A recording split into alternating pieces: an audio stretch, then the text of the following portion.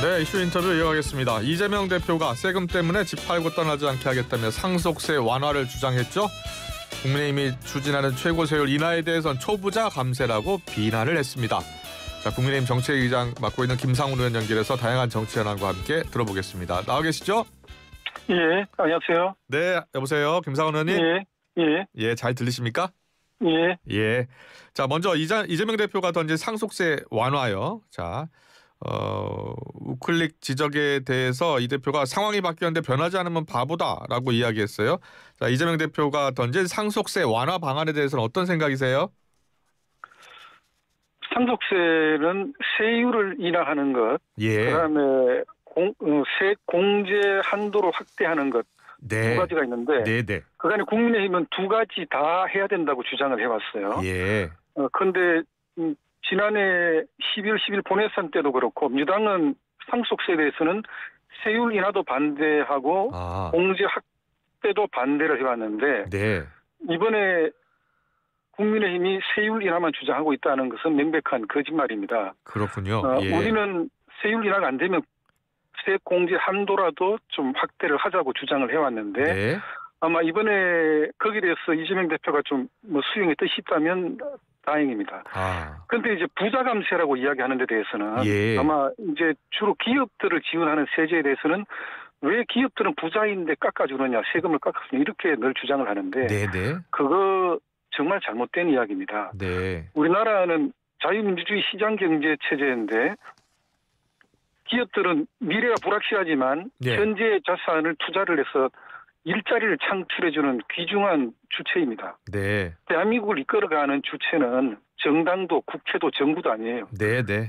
일자리를 창출해주는 기업들입니다. 네. 그 기업들을 지원하는 세제를 자꾸 부자 감세라고만 이야기하면 경제가 버틸 수가 없어요. 그 점을 이재명 대표는 명심을 해야 될 겁니다. 알겠습니다. 그렇다면 이제 여야가 공제 한도 확대에는 이제 의견을 같이 하는 거네요? 현재까지는 민주당이 초질간 반대를 해왔기 때문에 공제 한도 확대에 대해서 민주당이 어떤 입장, 특히 상임위에서 어떤 주장을 펼칠지는 좀 지켜봐야 될 것 같아요. 그렇군요. 그동안은 배우자 5억 원, 일괄 공제 5억 원이어서 이렇게 총 10억 원이었는데 이재명 대표는 이제 배우자를 10억 원까지 높이고 일괄 공제도 8억 원까지 높이자는 거예요?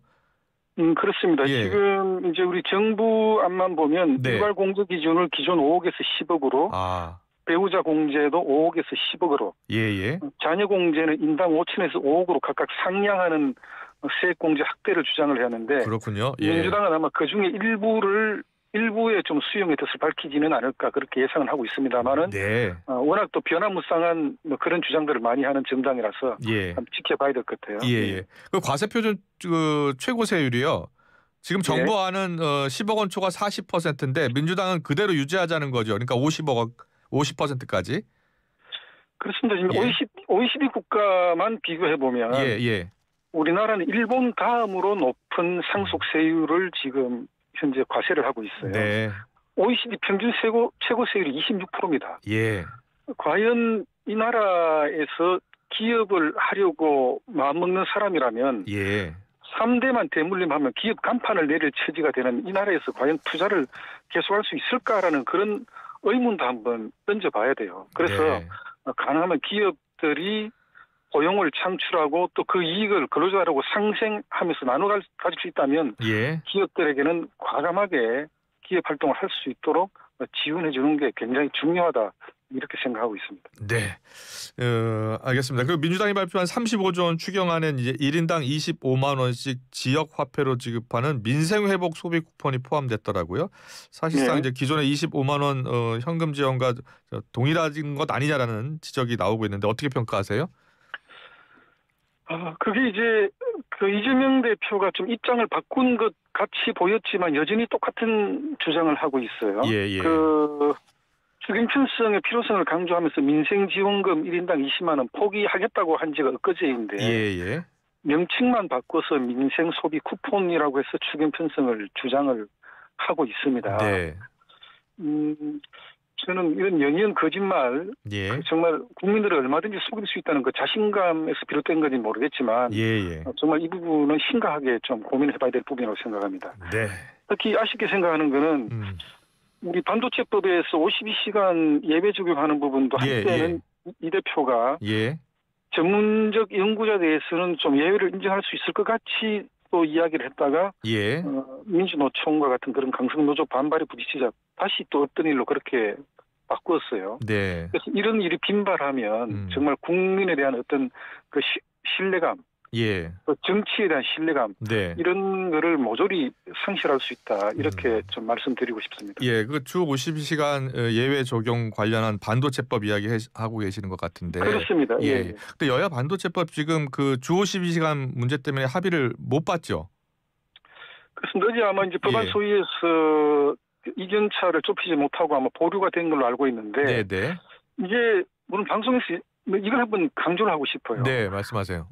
우리가 모든 근로자를 이야기하는 게 아니고 연구개발 종사자에 한해서 그것도 당사자 간의 합의를 전제로 해서 52시간 예외를 좀 적용했으면 좋겠다는 이야기입니다. 왜냐하면 우리는 초저녁만 되면 연구소에 불을 꺼야 돼요. 그렇지만 TSMC나 또 미국 같은 경우는 아예 이런 분야에 대한 그 근로시간 그 예외 없습니다. 그냥 일하고자 하는 그만큼 일을 하면 돼요. 우리나라는 획일적인 52시간으로 강제를 하기 때문에 시제품 개발이라든지 또 본인들이 개발했던 시제품의 성능 검증을 하는 연구원들 입장에서는 시간이 한정돼 있어요. 그래서 이런 부분을 자꾸 52시간에는 굴레를 씌워놓으면 정말 우리 반도체라든지 또 국가 첨단 전략기술과 같은 경우는 성장의 미끄럼을 오히려 해치는 그런 경우가 된다. 이렇게 알겠습니다. 좀 강조를 하고 싶습니다. 어제 민주당 이현주 의원하고 인터뷰를 했는데 민주당 이현주 의원은 이렇게 이야기하더라고요. 그 근로기준법에 주 52시간이 있기 때문에 이게 탄력적으로 적용할 수 있는 측면이 있다. 그래서 반도체법도 같은 선상에서 주 52시간 근로기준법을 탄력 적용하면 되는 것이다라고 주장하던데 그거와는 좀 다른 겁니까? 그래서 이제 아마 특별 연장 근로를 이야기하는 것 같은데, 그럼 우리가 이제 절충안으로 반도체법에 근로기준법상의 특별 연장 근로를 규정을 좀 넣되, 현행 근로기준법상의 특별 연장 근로 조건을 좀 더 완화해서 첨단 산업 연구개발 종사자들에게는 연구 시간에 더 집중할 수 있도록 하면 어떻겠느냐라는 제안도 한 바가 있습니다. 그것마저 지금 거절하고 있는 상태예요. 이재명 대표 같은 경우에 이제 처음에는 이제 몰아서 일하게 해주는 게 왜 안 되는지 할 말이 없더라 취지로 이제 이야기를 했었고요. 그렇습니다. 그런데 최근에 이제 장시간 노동으로 경쟁력 확보해야 한다는 것은 좀 모순이다라는 입장으로 바뀌고 있는 거잖아요. 이재명 대표가 다시 돌아올 가능성은 낮다고 보시는 거예요? 아마 이제 교섭단체 대표연설에서 장시간 근로라고 표현을 했지만 다시 한번 말씀드리는데 연구개발 종사자에 한해서 당사자 간의 합의가 전제가 된다면 정말 집중적인 연구가 필요한 기업, 연구개발 근로자들에게는 그것을 허용해 주는 것이 국가 경제 발전이라든지 첨단 산업의 내일을 기약할 수 있는 그런 조치가 될 겁니다. 그래서 일괄적으로 이것도 안 돼, 저것도 안 돼라고 하면 정말 요즘 뭐 경제 그러는데 이재명 대표가 경제를 살리고자 하는 건지 외면하고자 하는 건지 저는 도대체 분간할 수가 없어요. 잘 들었습니다. 이번 주 금요일에는 또 진성준 민주당 정책위의장을 또 연결할 텐데요. 또 관련 이슈를 또 민주당 입장도 한번 들어볼게요. 잘 들었고요. 정치권 이슈 좀 짚어볼게요. 어제 국회에 김현태 707 단장이 이제 참석을 했잖아요. 국방위 현안질이에요. 그런데 민주당의 곽종근 전 사령관 회유 정황을 주장했어요. 곽 전 사령관에게 이미 대세는 기울었다. 민주당이 지켜줄 것이다.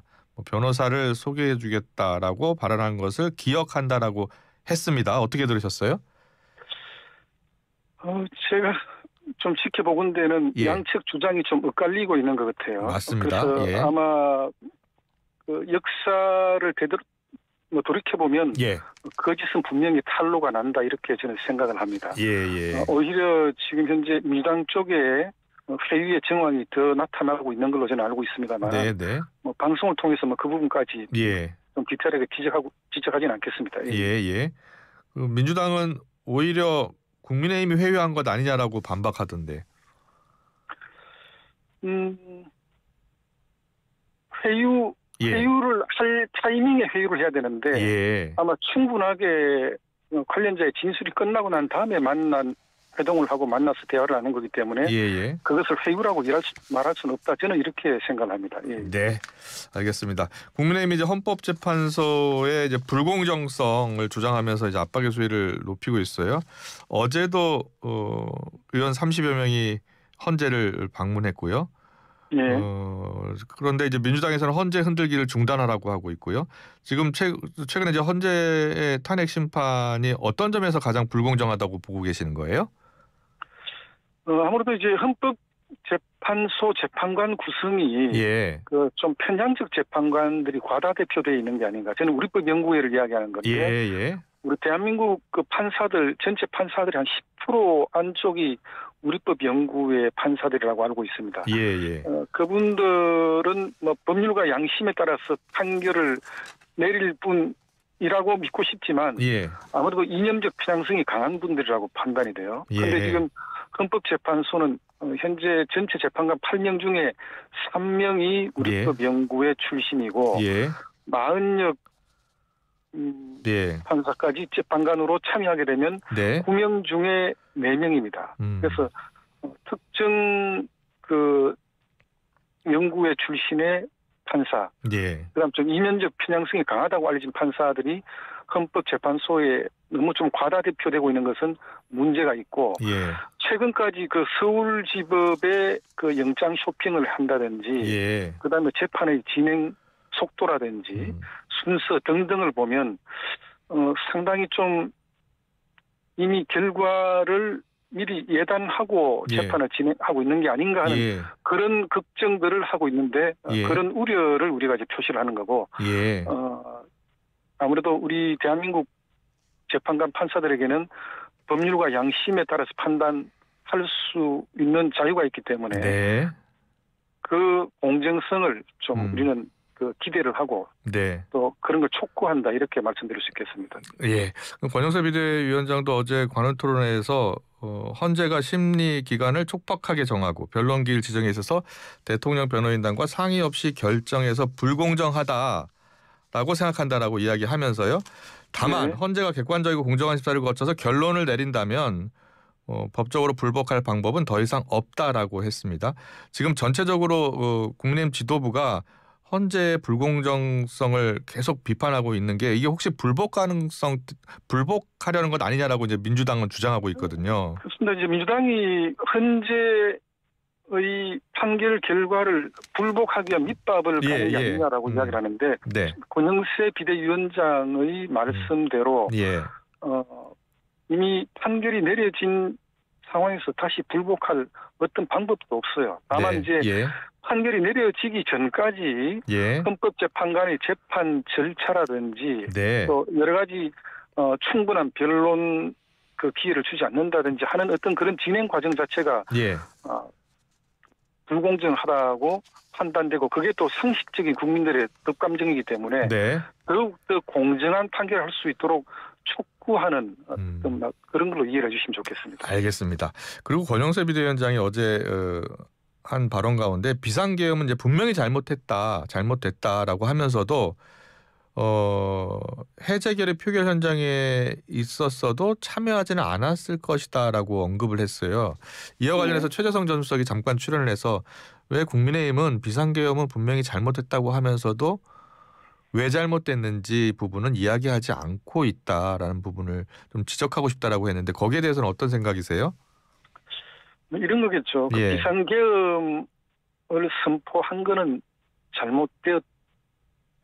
다만 비상계엄을 선포하게 된 그 배경 22대 국회 물론 22대도 마찬가지였지만 22대 국회에 들어서 한 달에 산술 평균을 보면 탄핵 2건, 특검 2건씩 발의가 됐어요. 거의 탄핵과 특검이 범람하는 그런 국회가 됐습니다. 단적으로 이야기하면 매주 한 건의 탄핵 소추와 특검 발의가 이어졌어요. 민생이 방치된 상태에서. 그래서 이런 국회 그리고 탄핵은 전 정부의 잘못을 지적한 감사원장 탄핵하고 또 예. 이재명 대표 본인의 어떤 그 수사를 담당했던 수사 책임자와 수사검사를 탄핵하고 예. 이게 제왕적 국회 아니겠어요? 우리가 지금 개헌 이야기하고 있지만 예. 87 체제의 제왕적 대통령제도 잘못됐지만 과반 의석을 점한 국회가 이런 식으로 그 전횡을 한 그런 국회 없었습니다. 네. 이런 제왕적 국회의 폐단에 대해서 경종을 울리고자 하는 그런 그 배경이 작용하지 않았겠나. 그 비상계엄 선포에는. 예. 그래서 아마 권영세 비대위원장이 계엄 해제 의결에 참여했어도 표결은 하지 않았을 것이다. 이야기하게 된 배경이 그런 게 아닐까 유추하고 있습니다. 네, 알겠습니다. 그리고 어제 명태균 씨 변호인 측이 이제 김건희 여사의 마지막 텔레그램 통화 48분이라는 제목의 통화 복기록을 공개했잖아요. 예. 그 복기록의 내용에 보니까 명 씨가 김건희 여사와 지난해 2월 16일부터 19일까지 통화한 내용이 포함이 돼 있어요. 그러니까 공천 개입 의혹 관련 통화 기록이었는데요. 그 명태균 씨 측 변호인이 공개한 그 통화 내용에 대해서는 어떤 생각이세요? 우선 지금 현재 그 국회 정무위원장을 맡고 있는 윤한홍 위원장이 그것은 명백히 팩트가 아니다라고 이제 이야기를 했는데 아마 그건 이제 본인과 관련된 부분인 것 같고. 예. 지금 이제 민주당에서 명태균 특검법을 발의를 해놓고 있는데 네.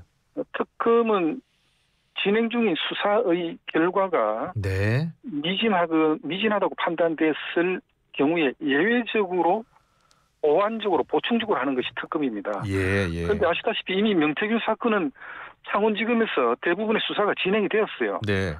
사흘 만에 구속영장을 신청했고 예. 11명의 검사가 투입돼서 수사해서 현재 기소까지 마친 상태입니다. 예. 그래서 이제는 명태균 씨에 대해서는 재판 결과를 기다리는 그런 상황이기 때문에 예. 여기에 대해서 더 이상 뭐 좀 정쟁을 유발하는 그런 발언은 저는 그렇게 필요하지 않다 이렇게 판단이 된다. 이제는 재판부의 결정을 지켜볼 때다 그렇게 생각합니다. 네.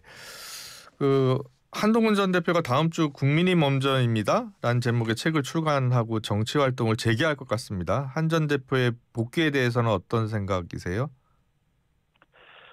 한동훈 대표는 우리 보수 우파들의 정치 전개 쪽에서 보면 여전히 상당히 중요한 정치적 자산이라고 보여집니다. 네. 여러 가지 우여곡절을 끝에서 당대표직을 사퇴를 했지만 뭐 본인의 정계 복귀는 사실은 우리도 이미 다들 예상하고 있던 터였기 때문에 본인도 많은 고민 끝에 결정을 하게 되지 않나 그렇게 생각합니다. 예.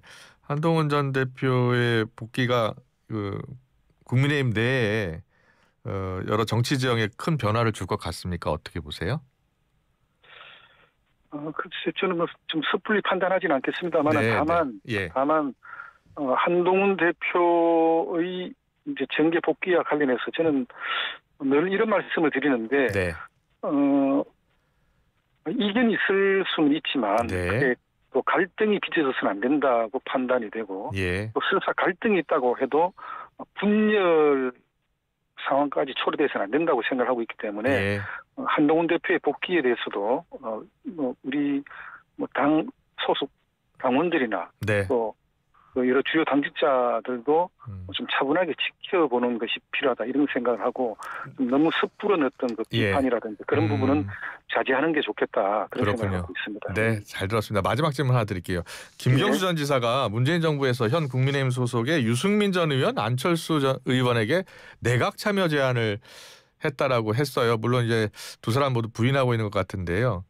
이런 얘기를 김경수 지사가 왜 꺼냈다고 보세요? 물론 표면적으로는 아마 제왕적 대통령제에 대한 어떤 그런 폐단을 극복하자는 제안으로 보여집니다만 다만 이제 현실은 저도 우리 국정협의회 실무협의회 할 때 우리 당 의제로 개원 특위를 구성해서 87 헌법체제를 좀 개선하는 방향의 공론화를 한번 해보자고 제안을 한 바가 있습니다. 근데 민주당은 그 일도 양단으로 거절을 하는 거절한 그런 상황이에요. 예. 지금은 개헌을 논의할 때가 아니다 이제 이렇게 이야기를 해서 예. 아마 그런 여러 가지 주장들이 현재는 그 소용이 없는 그런 상황이다 이런 말씀을 드리고 싶습니다. 네, 알겠습니다. 오늘 이슈 인터뷰 여기서 마무리하겠습니다. 김상훈 국민의힘 정책위원장과 함께했습니다. 오늘 말씀 잘 들었습니다. 고맙습니다. 네, 감사합니다. 네.